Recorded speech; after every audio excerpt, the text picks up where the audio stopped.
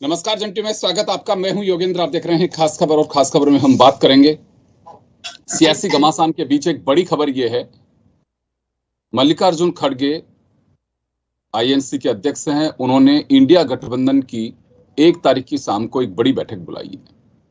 उसमें तमाम जो संभावनाएं हैं उन पर चर्चा की जाएगी। दावा ये किया जा रहा है कि रिजल्ट इंडिया गठबंधन के पक्ष में जा रहे हैं और एनडीए को खारिज कर रहे हैं। लेकिन कितना होगा, हर पार्टी अपनी ओर से तैयारी तो करती है। और बताया जा रहा है कि यह इस तरह पे बैठक जब राहुल गांधी कांग्रेस के अध्यक्ष थे और यूपीए की भी बैठक बुलाई गई थी, लेकिन इस बार की बैठक के अपने मायने हैं। और बैठक उस दिन बुलाई जा रही है जब 2 तारीख को अभी 7 दिन की इंटरिम बेल और उसे बढ़ाई जाए, उसको लेकर के अरविंद केजरीवाल ने कोर्ट से इजाजत मांगी है। अब देखो राहत मिल पाती है, नहीं मिल पाती है। लेकिन बैठक उसके ठीक एक दिन पहले शाम को बुलाई गई है और उसी दिन आम चुनाव का अंतिम चरण है। तो चले इस पूरे वाक्य को लेकर के हम बड़ा बारीकी से समझने की कोशिश करेंगे। हमारे साथ 3 वरिष्ठ जर्नलिस्ट हैं। ओम सैनी साहब हैं हमारे साथ, दिल्ली से प्रमोद वशिष्ठ साहब हैं और राजीव जैन साहब हमारे साथ में हैं। ओम जी, कैसे देखते हैं आप इसे, जो बैठक बुलाई गई है लास्ट डे जो रहेगा, यानी कि 7वां चरण है, उसी की शाम को बैठक बुलाई गई है? देखिए योगेंद्र जी, सारा दृश्य साफ है कि उत्तर में क्या होगा, दक्षिण में क्या होगा। अपने अपने आकलन है, एनडीए ने भी लगा रखा है और इंडिया ने भी लगा रखा है। और उसके मुताबिक उनको तत्काल ये तो तय करना पड़ेगा ना कि अगर हमारी ये स्थिति रहती, चाहे जय हो चाहे पराजय हो, लेकिन उसमें जो गठबंधन के अपने नियम कायदे हैं, जिसके लिए उनको अपने मिनिमम कॉमन मिनिमम प्रोग्राम बनाना पड़ेगा। उसके साथ साथ फिर नेता का फैसला करना पड़ेगा कि लीड कौन करेगा इंडिया के अंदर, रिप्रेजेंट उनको अध्यक्ष के हिस्से से कौन करेगा, यानी इंडिया का लीडर कौन होगा। ये इस तरह की सारी बातें जो है वो 1 तारीख को ही, जैसे ये चुनाव खत्म होता है उसके बाद में बैठ करके तय करना, ये तो बड़ा स्वाभाविक है। दूसरा ये होगा कि इस बीच में कुछ चर्चाएं हो गई। एक तरफ प्रशांत कुमार कुछ बोल रहे थे और दूसरे योगेंद्र यादव कुछ बोल रहे थे। उनका अपना आकलन था और योगेंद्र यादव का आकलन था कि अगर ऐसा ऐसा होता है और ये स्थितियां रहती तो एनडीए को कितनी मिलेगी और इंडिया को कितनी मिलेगी इन सीटों को लेकर के। उस पिक के बाद में जिस तरह का टीवी पे धमाल चला है, उनका कहना था कि ये संभावनाएं है कि ऐसा भी हो सकता है और ऐसा नहीं भी हो सकता है।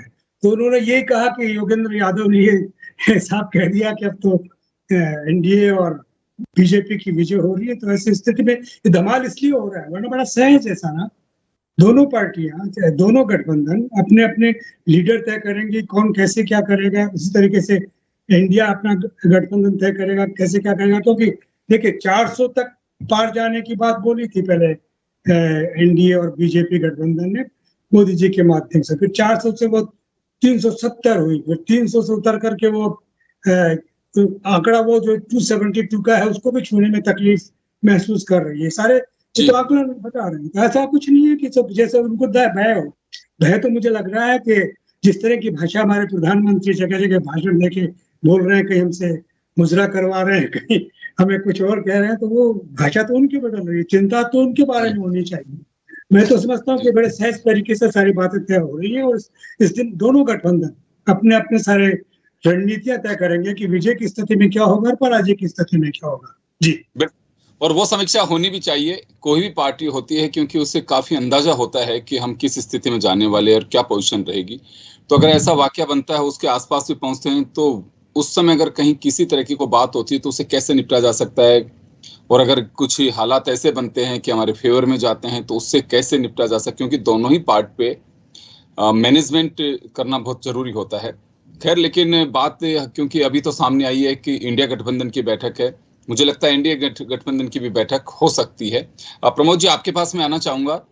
दिल्ली के सियासी गलियारों में क्या चर्चा इस बैठक को लेकर के कि इंडिया गठबंधन की बैठक खड़गे ने अचानक कॉल की है उस दिन जब लास्ट डे होगा इसका इलेक्शन का? देखो योगेंद्र जी, ये तो कोई ऐसे विशेष चौंकाने वाली बात यहाँ नहीं लगी किसी को, क्योंकि जाहिर है कि इंडिया गठबंधन और एनडीए गठबंधन हो, ये निश्चित रूप से बुलाएंगे ही बैठक। तो और खासतौर से इंडिया गठबंधन में तो ये भी बहुत जरूरी है कि वहाँ प्रधानमंत्री का उम्मीदवार तय होना है। जैसी की संभावनाएं बढ़ रही है कि हो सकता है कि इंडिया गठबंधन की सरकार बन जाए, संभावनाएं बन रही है। अगर बन गई तो आपको लगता है कि वो इंतजार रिजल्ट का करेंगे पहले कि कैंडिडेट कौन होगा? नहीं, वो थोड़े छींटे ठंडे छींटे चल जाएंगे कि भाई कांग्रेस बड़ी पार्टी है भी, और गांधी परिवार ही मुकाबला कर सकता है और कर भी सकता है, इनके अलावा और कोई मजबूत नहीं और है भी नहीं।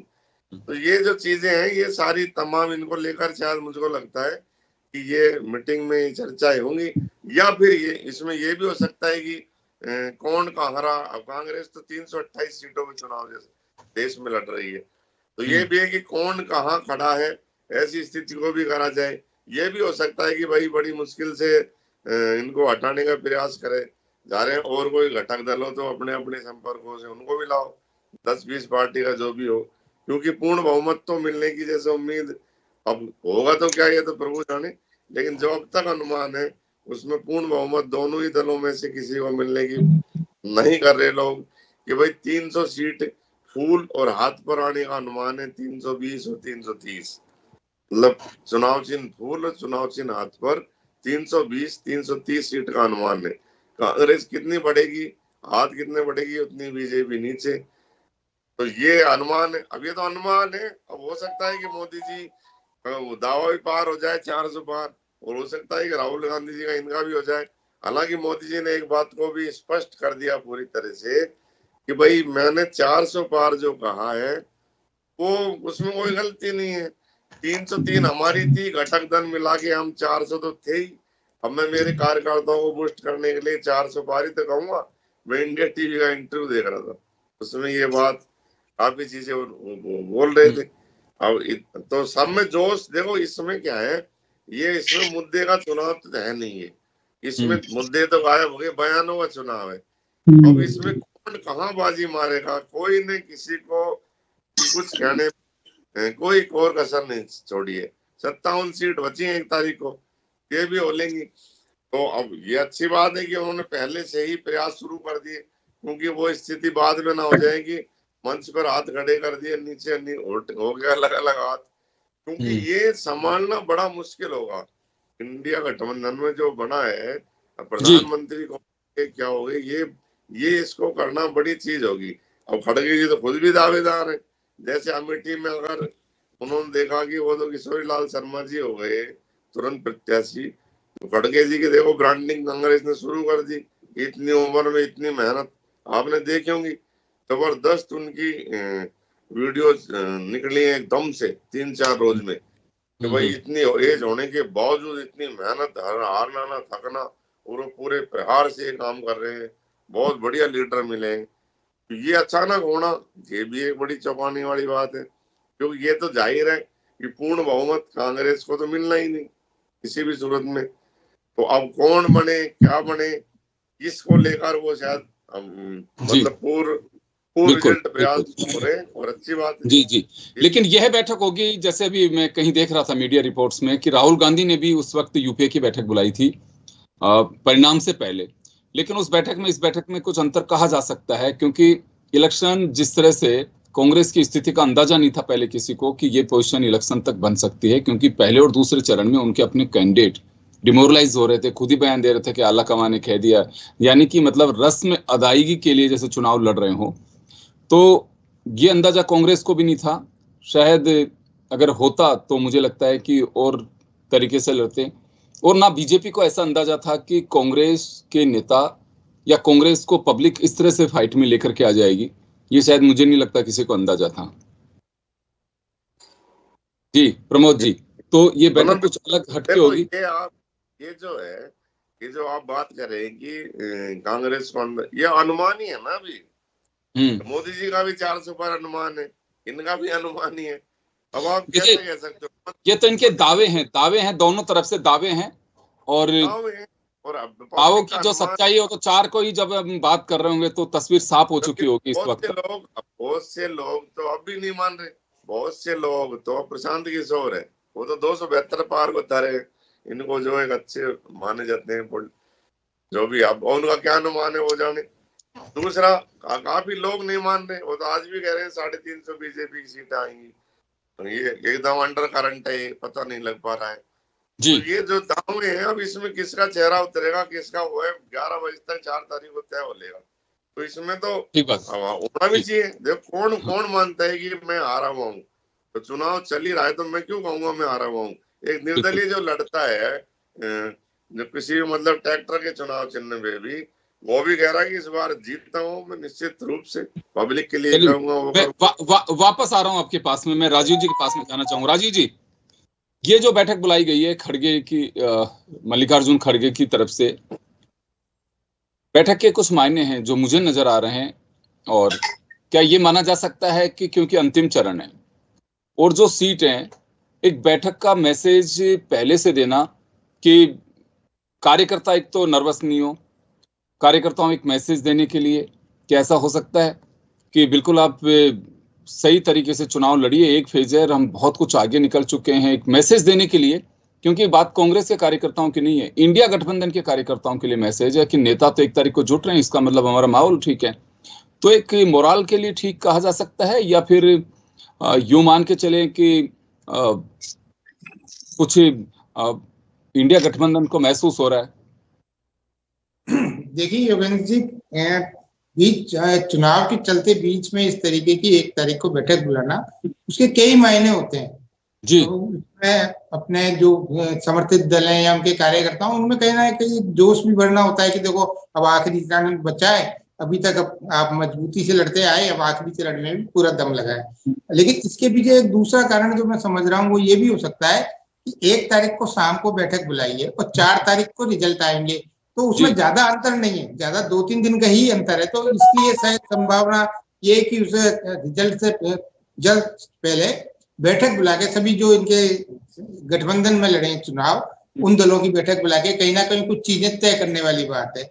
अब इसमें देखिए इंडिया गठबंधन तो बना, इसमें अलग अलग तरीके के सब एकजुट हुए जो कहीं ना कहीं भाजपा विरोधी दल थे। राज्यों के ज्यादातर तो क्षेत्रीय दल है, कांग्रेस ही एक राष्ट्रीय पार्टी है, बाकी तो सब समाजवादी पार्टी, आरजेडी या महाराष्ट्र के जो 2-3 दल है या जो आम आदमी पार्टी, ये सब क्षेत्रीय दल की श्रेणी में आते हैं। कांग्रेस इसमें सबसे बड़ा दल है, वो राष्ट्रीय दल है, उसने उस नाते इस बैठक को बुलाया। अब इसमें एक दूसरी चीज भी है कि कहीं बहुमत कहीं कम रह गया तो उसकी पूर्ति कैसे करें, तो ये क्षेत्रीय दलों से कहीं ना कहीं ये सलाह मशवरे वाली बात भी हो सकती है। और दूसरा एक और, कांग्रेस का एक खेमा ये भी मानता है कि जो क्षेत्रीय दल है कहीं वो हावी नहीं हो जाए। कांग्रेस तो हो सकता है सबसे बड़ा दल बने, लेकिन क्षेत्रीय दल के जो नेचर है, खासकर समाजवादियों का, मैं अपनी कई डिबेट में पहले भी कह चुका हूँ, समाजवादी जो विचारधारा के लोग होते हैं वो विश्वास के लायक नहीं होते। वो चुनाव लड़ने में एक सीमा तक तो वो साथ रहे हैं, लेकिन चुनाव के बाद उनका क्या रुख रहता है, वो कहाँ पलट जाए, कांग्रेस को आंख दिखाने लग जाए कि नहीं प्रधानमंत्री तो हमारा ही बनना चाहिए। जैसे अखिलेश यादव हो सकता है क्षेत्रीय दलों में सबसे बड़े दल के रूप में वो आए। ममता बनर्जी ने हालांकि ये कह दिया हम बाहर से समर्थन देंगे, तो यदि समर्थन की कहीं कमी रही तो दूसरे दलों से कैसे समर्थन जुटाया जाए, जो छोटे दल और आएंगे 2-5 की श्रेणी में, वो ना भाजपा के साथ है ना कांग्रेस के साथ है, वो कैसे, या भाजपा के साथ भी कोई छोटा दल है तो उसको अपनी तरफ आकर्षित करने के लिए, तो उसमें किसकी भूमिका रहेगी। यदि अखिलेश यादव और दूसरे दलों को लाएंगे तो वो अपनी दावेदारी कहीं पेश नहीं कर दें, या आरजेडी ज्यादा आई या उसके कहीं उनकी दावेदारी उनकी तरफ से नहीं आ जाए, तो कांग्रेस कहीं भ्रम में मतलब वो चीजें नहीं आए, तो कांग्रेस फूक के कदम रख रही है कि जीत हार नतीजा तो 4 को ही आएगा, 4 को ही असलियत सामने आएगी। लेकिन एक संभावना जो राजनीतिक दल अपने, बिल्कुल, क्योंकि जो बैठक होगी वो भी संभावनाओं को ही आधार बना करके बैठक की जाएगी, तो उन्हीं संभावनाओं को हमको देने की कोशिश कर रहे हैं कि संभावनाएं क्या क्या हो सकती हैं बैठक के एजेंडे में। तो ये माना जा सकता है कि बैठक के एजेंडे में ओवरऑल एक तो इलेक्शन का रिव्यू हो सकता है जो लगता है, उसके अलावा कुछ अगर संभावनाएं बनती हैं, अगर खंडित जनादेश मिलता है, किसी भी पार्टी को मेजोरिटी नहीं मिल पाती है, तो उस पोजीशन में क्या किया जाएगा, कौन नए दोस्त तलाशे जा सकते हैं, कौन हमारे यहाँ से कमजोर हो सकता है जो निकल करके चला जाएगा। तो ये कुछ इस तरह की चर्चाएं उसमें होना लाजमी है, लाजमी तो खैर जहां चर्चा करेंगे होगी, तो इस तरह की कुछ चर्चाएं हो सकती हैं, ये माना जा सकता है। हाँ, निश्चित तौर पे हो सकती है। कहीं कांग्रेस में कहीं कमजोरी लगी, मान लो कांग्रेस सबसे बड़ा दल आएगा इसमें, यदि इंडी गठबंधन का मतलब ज्यादा सीटें आई, भाजपा से ज्यादा सीटें आई, तो उसमें कांग्रेस भी उसकी भागीदारी सबसे ऊपर रहेगी इन और दलों के बनिस्पत। लेकिन कई बार क्या होता है योगेंद्र जी, राजनीतिक महत्वाकांक्षाएं नेताओं की अलग अलग तरीके से होती है। ये नहीं है कि उत्तर प्रदेश के से ज्यादा सीटें यदि अखिलेश यादव ले आते हैं तो और आरजेडी उनके साथ हो जाती है, क्योंकि वो माई समीकरण वाले दल हैं दोनों, जो उस ढंग से मुस्लिम यादव वाले हैं, आरजेडी और अखिलेश यादव, वो दोनों एक हो जाएं कहीं, और वो कहते हैं कि नहीं कांग्रेस की तो जरूरत नहीं, कांग्रेस बहुत पीछे है, कांग्रेस की वजह से ही भाजपा सत्ता में आई। वो कुछ भी चीजें हो सकती हैं, राजनीति में सब तरीके की चर्चाएं भी होती हैं, महत्वाकांक्षाएं भी होती है। तो कांग्रेस को पीछे रखने के लिए कि भाई हम इसमें हमारी भागीदारी ज्यादा रही है, हमारी वजह से हम मजबूती से लड़े क्षेत्रीय दल, उस वजह से कांग्रेस को भी सीटें मिली।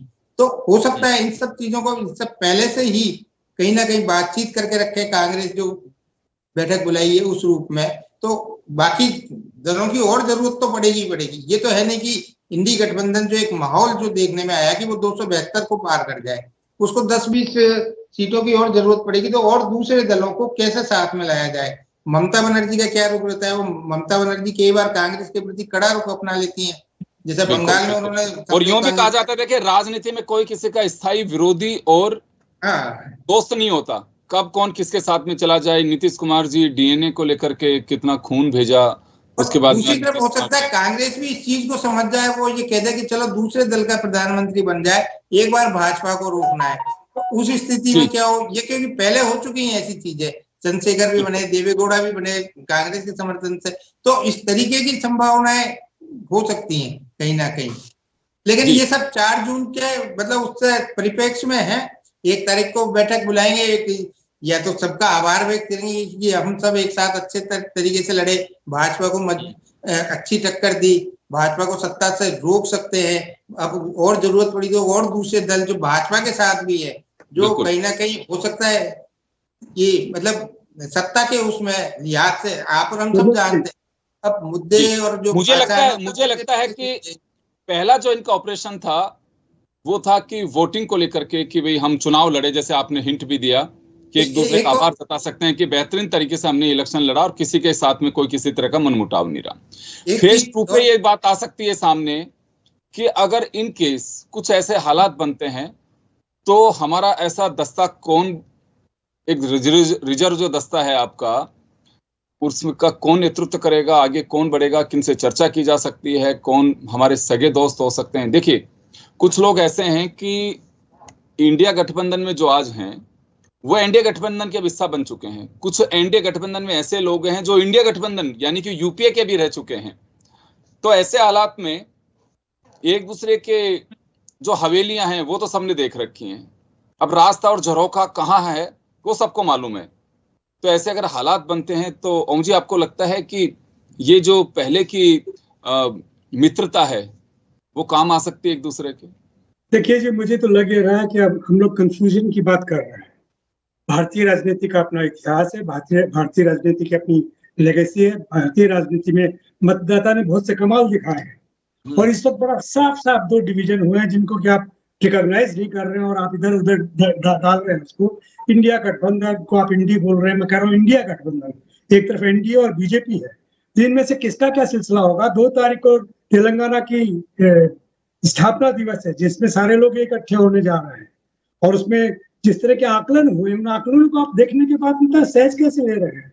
जितना सहज आप बोल रहे हैं उसका मतलब है कुछ है नहीं, लेकिन हकीकत यह है कि सब कुछ बड़ा नॉर्मल है। और कॉमन मिनिमम प्रोग्राम इससे पहले भी हुआ है, जनता पार्टी का हमने उत्पन्न होना देखा है, 77 के इलेक्शन के हमने देखे हैं, 89 के देखे हैं, उसके बाद में यूपीए 1 देखा है, यूपीए 2 देखा है। और इस बात तो साफ साफ था कि एक तरफ कॉन्स्टिट्यूशन और डेमोक्रेसी को खतरा बताने वाले ग्रुप थे और एक तरफ वो थे जो कि ये नहीं बिल्कुल ठीक है, सबका साथ सबका विकास है। तो आप कैसे कह सकते हैं ऐसे के साथ ये बिल्कुल बहुत सहज तरीके से हो रहा है? निश्चित रूप से एक निर्णायक बैठक होने जा रही है जो ये तय करेगी कि हमें आगे क्या करना है और उनको पक्का आश्वस्त है। किस तरीके से जो सेफोलॉजिस्ट झगड़ रहे हैं, प्रशांत भूषण और योगेंद्र यादव, तो उनको देखिए ना, वो लोग जिनका काम यही है कि वो एक एक कॉन्स्टिट्यूंसी को बड़े सलीके से निगाह करते हैं, उसके बाद में कोई बात कहते हैं, हम हवा में नहीं कहते। तो ऐसी स्थिति में आप इसको इतना इजी मत लीजिए, बहुत महत्वपूर्ण है। और आपके चैनल पे इसकी चर्चा हो रही है, तो ऐसा लग रहा है, क्योंकि मुझे बाकी चैनल में देख रहा हूँ कि वो जो किराए के चैनल वो कैसे चिक चिक क्या क्या बोल रहे हैं।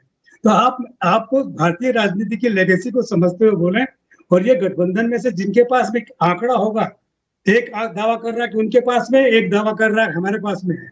लेकिन देखिए, पहला गठबंधन जो प्रधानमंत्री के माध्यम से आया वो तो टोटल फ्लॉप था। 400 की सीटें वो 303 को जोड़ लिया उन्होंने अपने आप में।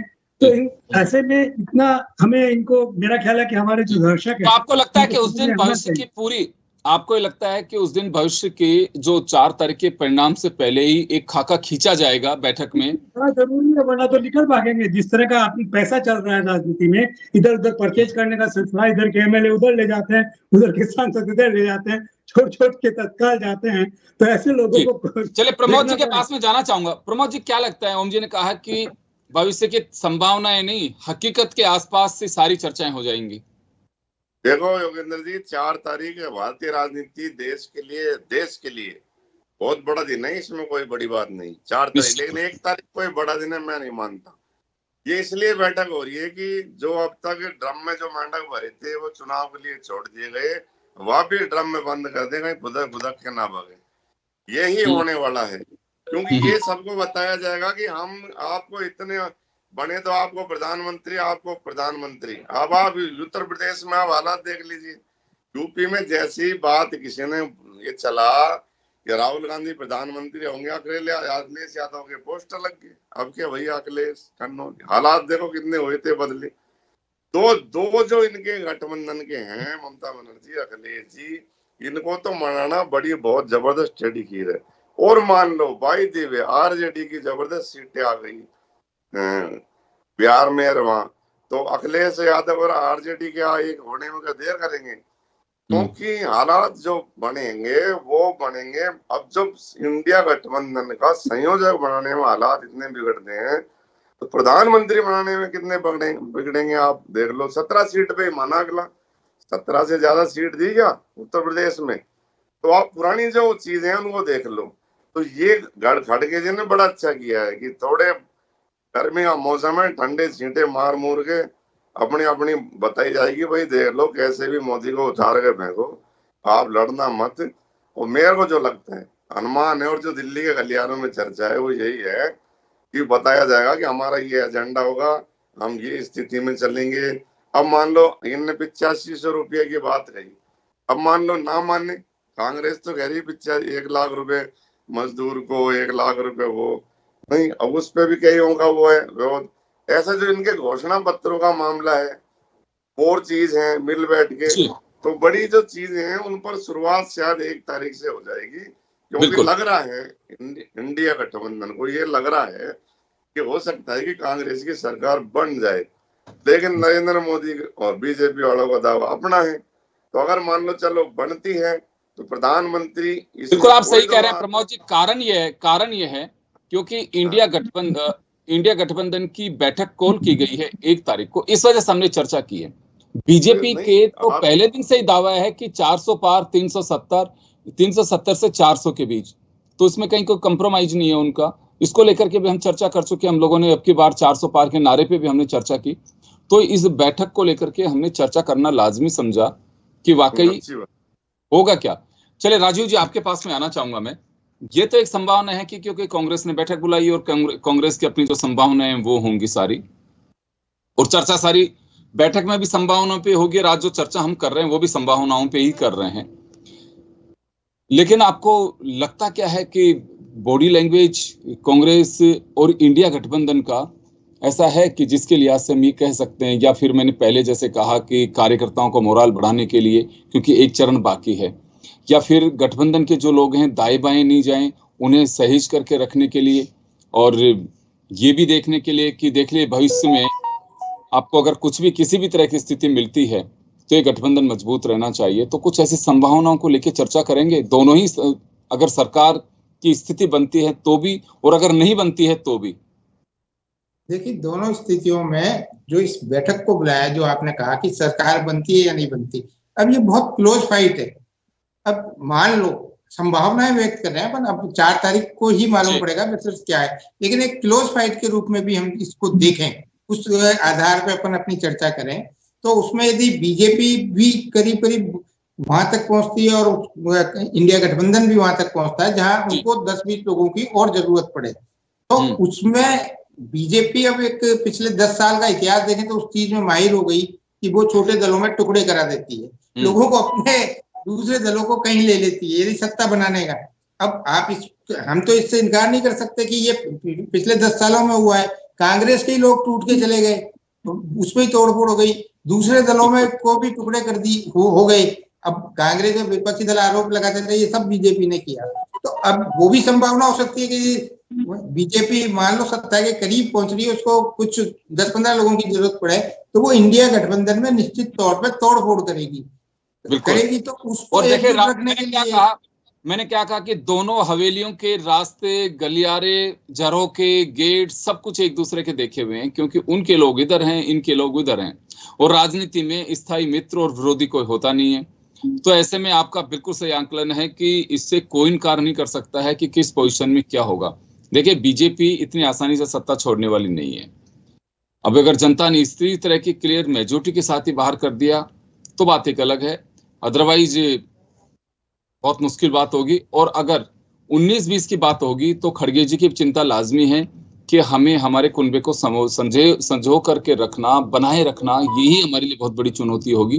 क्योंकि बीजेपी और इंडिया गठबंधन अगर उसमें कुछ ही सीटों का अंतर होगा तो आपका सही आकलन है कि मास्टरी है बीजेपी की, और पिछले दिनों से जो एक्सरसाइज हुई है उसमें इतनी जल्दी कच्चा खाने वाली नहीं है। खैर, लेकिन बैठक है, खड़गे जी ने बुलाई है, उसका अपना एक अंदाज होगा, उसका अपना एक मजमून होगा जिस पे चर्चा की जाएगी। खैर, लेकिन जो भी बैठक होगा उसका असर 4 तारीख का जो परिणाम आएगा उसे पे डिपेंड करेगा कि क्या कुछ आता है, वो तभी फैक्ट्री होगी। आप सभी का बहुत बहुत शुक्रिया। खास खबर में इतना ही, दीजिए इजाजत, नमस्कार।